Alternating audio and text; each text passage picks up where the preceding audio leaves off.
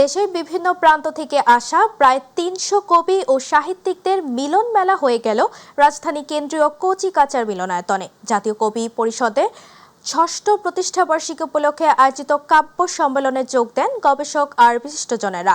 অনুষ্ঠানে প্রধান অতিথি ছিলেন বাংলাদেশ শিল্পকলা একাডেমির মহাপরিচালক কবি রেওয়াজউদ্দিন স্টালিন। কবিদের সমাজে শুদ্ধ মানুষ আখ্যা দিয়ে সমাজ ও রাষ্ট্রে ইতিবাচক পরিবর্তনে কবিদের ভূমিকা স্মরণ করেন ডক্টর খান আসাদুজ্জামান। অনুষ্ঠানে বিশেষ অতিথি ছিলেন অভিনেতা ও কবি সোহেল রশিদ, মাই টিভি অনলাইন ও প্রোগ্রাম সম্পাদক বদরুল আলম নাবিল। উপস্থিত ছিলেন সংগঠনের প্রতিষ্ঠাতা ও প্রধান নির্বাহী কবি মোহাম্মদ বেল্লাল।